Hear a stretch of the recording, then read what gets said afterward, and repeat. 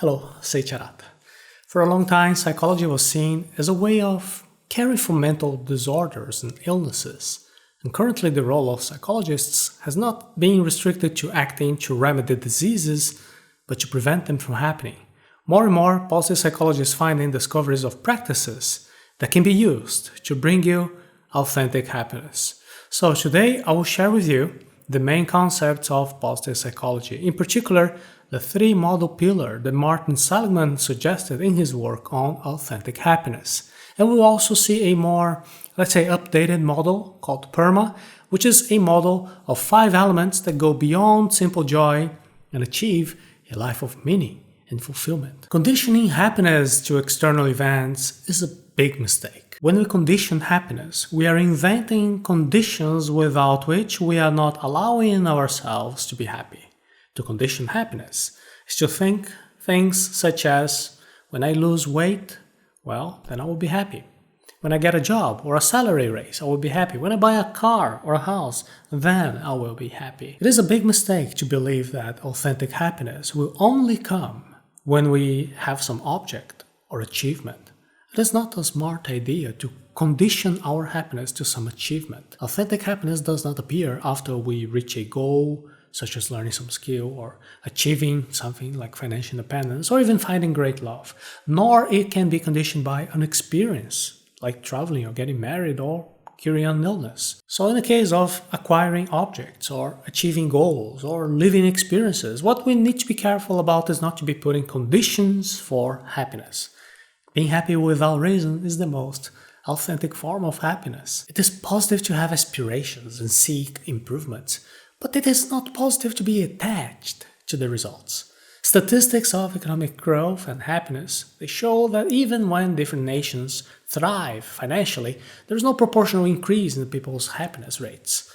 Once your basic needs for food and housing and health are met, more money does not necessarily mean more happiness. Poverty and the lack of minimum quality of life conditions certainly generate unhappiness. Then we get out of misery and there will certainly be an increase in happiness.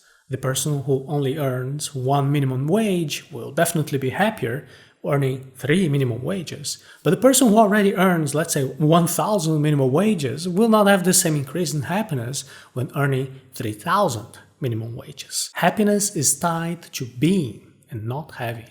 When we condition happiness to the conquest of an object, that happiness lasts for a short time before we get used to it quickly and then we start to desire other things. Positive psychology teaches how we can achieve a more lasting, more genuine state of well-being. Positive psychology is the scientific study of the elements that make life worth living. This new area of psychology offers a scientific perspective on what the ingredients are for happiness and well-being and satisfaction and purpose and engagement and relationships. Until recently, psychology was mainly concerned with diseases and pain and trauma and difficulties that are considered negative experiences. Positive psychology, on the other side, seeks to study the opposite. It is this science that studies the virtues and allows us to have a full, meaningful, and happy life.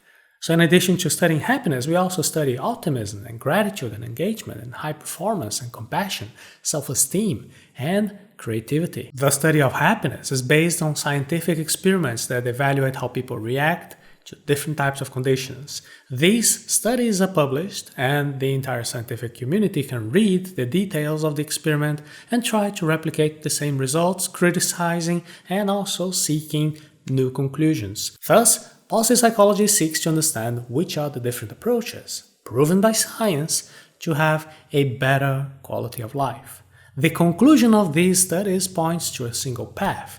It is possible to better understand and deal with emotions. We can relate more positively to the people around us. Happiness increases when we improve, when we achieve full engagement and we find purpose. To better understand positive psychology, you can think of different stages of quality of life: the pleasant life, the good life, the meaningful life, and the full life.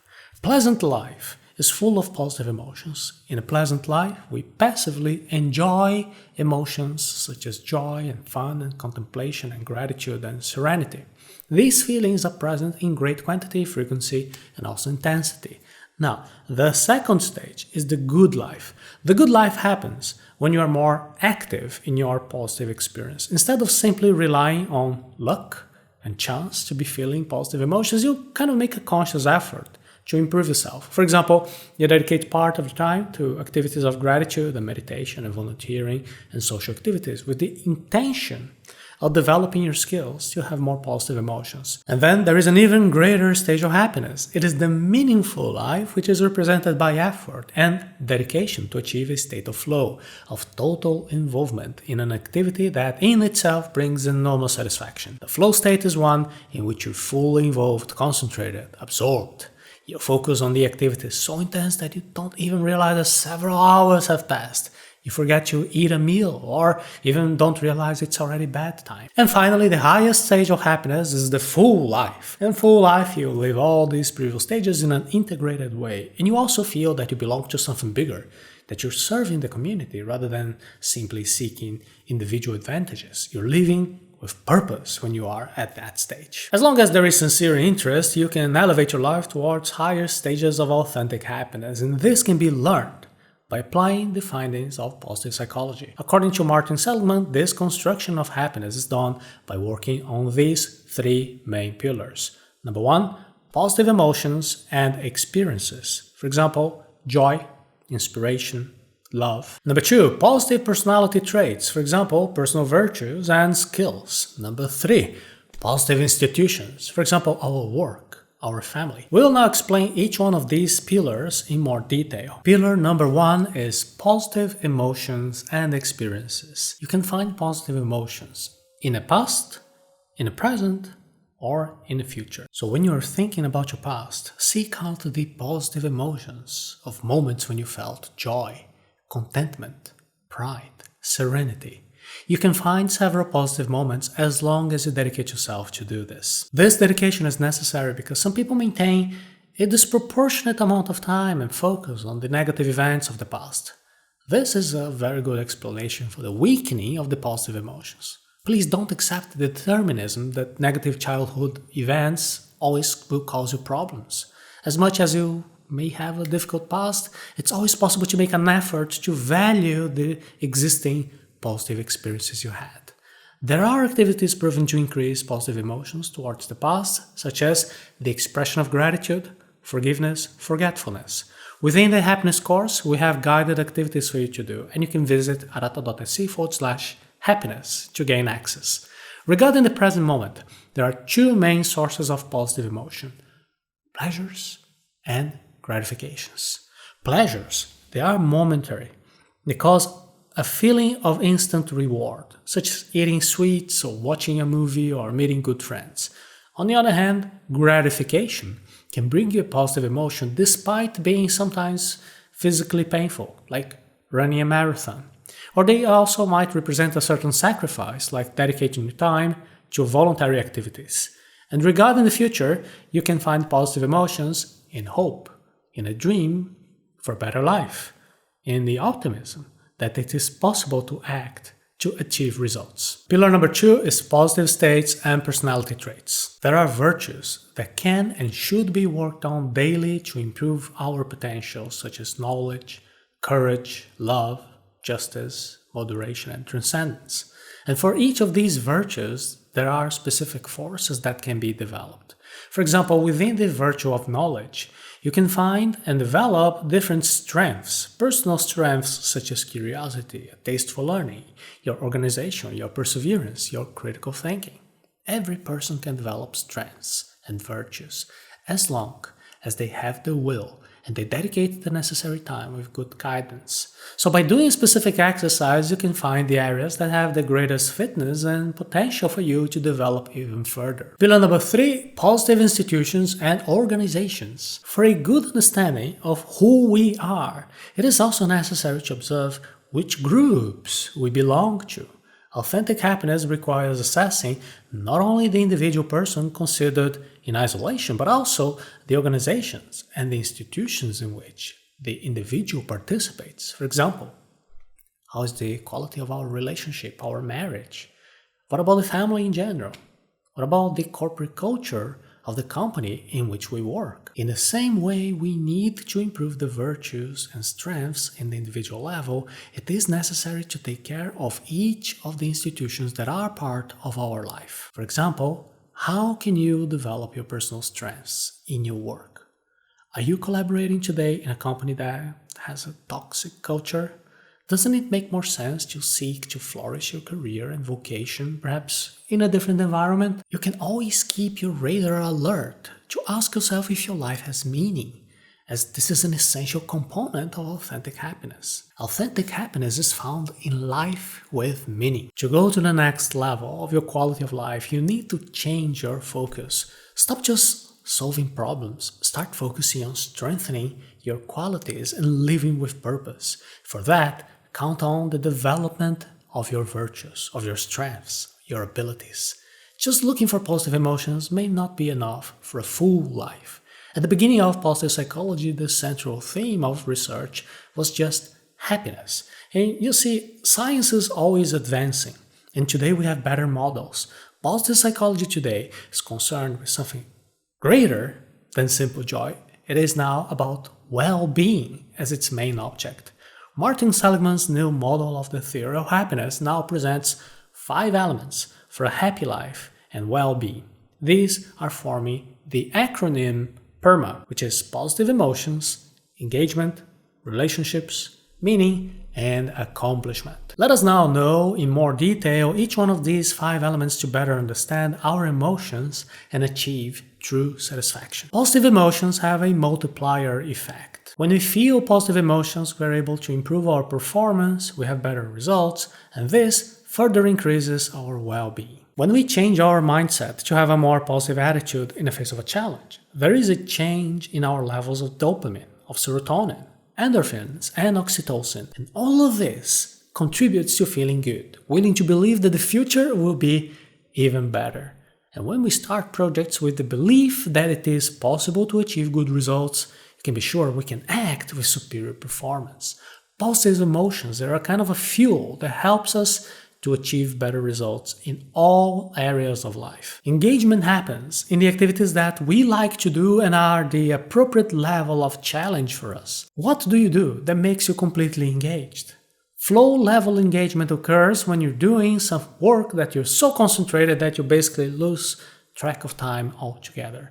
This state of flow arises when we do what we like and the level of complexity of the activity is adequate to us. If it is too easy, you're going to feel bored. You're going to look for other things to be distracting yourself. And if it is too difficult, you can get frustrated and give up. Above all, the flow experience must be interesting for you to devote all your energy. If you still don't know what are the activities that awaken the flow state in you, you can try to get to know yourself better. You can evaluate the different activities you have done in the past. You can try new activities that are on your list of things that you would like to do one day. For you to live a full life, identify what are the activities that bring the engagement that increases your confidence, your productivity, your concentration. These are valuable activities for your well-being. Healthy relationships are the foundation of a full life. The more positive our relationships are, the more positive our emotions, thoughts, and actions will be. By evolution itself, the human being is a social animal that needs to be in contact with other people. And this contact must be healthy through connections of respect and solidarity and generosity and love. The quality of your life will depend on the quality of your relationships. This principle is valid for family groups, companies, local communities, and even the whole planet. The dynamics of relationships are based on exchanges. We bring the best we have, we learn from each other, we accept contributions offered by others. Meaning in life brings balance to simple joy. Joy is more associated with the present moment, whether for pleasure or gratification in the activities that we carry out. Meaning has a greater connection with the past and the future. You can take actions to increase your joy in the present moment, and you can also plan for the future. You can celebrate past events, all that to find meaning. You can look for a healthy balance between the joy of the present moment and the meaning of the past or the future. And once again, self-knowledge will help you to know what you have to be doing. If you are a person with a tendency to dedicate yourself too much to other people, maybe you already have enough meaning in your life. Now the way to achieve your balance is to also know how to take care of yourself, of your leisure, your fun, increasing your joy. On the other hand, if you have a profile with a greater tendency to be enjoying life, with a high level of joy, maybe it could be a mature choice to also reflect on how you could find a little bit more meaning in your life. Achievements reinforce our internal value and the feeling that our efforts are worthwhile. Authentic happiness also depends on our ability to make things happen and look at our own results with pride, without false modesty. The good relationship with your vision of the future allows you to have the audacity to dream. This is an excellent first step. But just dreaming is not enough. It is necessary to carry out. And for that, it is necessary to have clear goals, priorities, and strategies. Achievement is important in two main ways. Firstly, the objective achieved has value in itself. But in addition to that, it is important to know that we have the capacity to accomplish. See that achievement is of great importance, and because of this, we need to clarify what is not necessary to have false modesty or even be ashamed or to be feeling good about your own achievements, your own results. There's a moment of necessary clarification. Pride is a positive thing when it's related to the positive feeling that you have about yourself and your ability to make your dreams come true. On the other hand, there is a completely different concept, which is arrogance, and that is to feel superior to other people. Now, you can and you should be proud of your achievements while also taking care to not become arrogant. On the contrary, from a healthy pride in your achievements, you can seek humility, to be trying to improve yourself even more. You can practice the generosity of sharing your learnings. You can strengthen companionship and relationships by inspiring other people to seek their own dreams as well. You can increase your happiness levels by strengthening your skills, your conscience, finding purpose, and immersing yourself in the activities that you do. And for this, positive psychology has done a lot of interesting research and with simple practices that can be implemented. That's what we're going to be doing within the happiness course, which you can find out at arata.se/happiness. In a happiness course, we bring you in a practical way the conclusions of research by authors like Martin Seligman and so many others in an agile and to-the-point format. I invite you to visit now the link to access the first special class.